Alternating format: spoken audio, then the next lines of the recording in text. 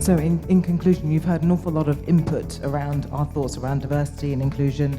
We've talked about what are our top challenges, but if we need to attract those people, we need to retain them, and we need to make sure that we get the most business results driven by diversity and diversity of thought. We also need to make sure we foster that inclusion so that we continue to deliver those results. So the top 3 challenges, how do we communicate the why, right?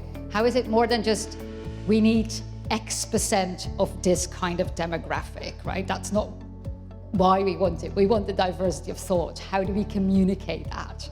Number 2, how do I shift the culture? Start those conversations, learn about my bias. Number 3, how do I get beyond the box ticking instead of just counting data of what kind of demographics do I have? How do I know I'm being inclusive? How do I know these people feel they belong? How do I measure that? How do I compare to others? Am I getting this right? How do I measure this? So that's the top 3 challenges.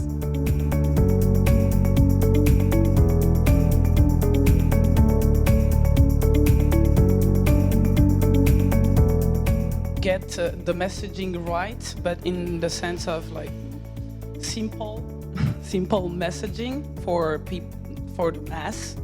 Help middle management, because middle management, even if there is an agenda, they're the one who are dealing with the people on the operational side.